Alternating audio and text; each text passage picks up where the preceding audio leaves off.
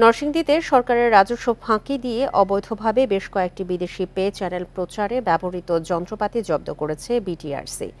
অবৈধ ডিটিএইচ সেবাদানকারী প্রতিষ্ঠান নরসিংদী কেবল network NCN থেকে এসব যন্ত্রপাতি জব্দ করা হয়। বিকাশে কম খরচে ক্যাশ আউটের লিমিট বেড়ে 50,000, প্রিয় এজেন্টও 2টা। বিটিআরসি জানায়, রোববার দুপুর থেকে বিকেল পর্যন্ত শহরের উত্তর সাটিরপাড়া এলাকার কাজী মার্কেট এলাকার কেবল নেটওয়ার্কের অফিসে অভিযান পরিচালনা করা হয়।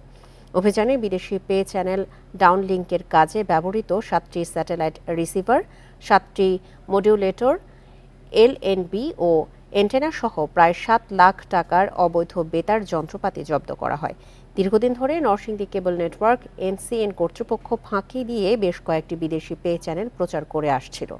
এতে সরকার রাজস্ব বঞ্চিত হয় বলে জানায় তারা।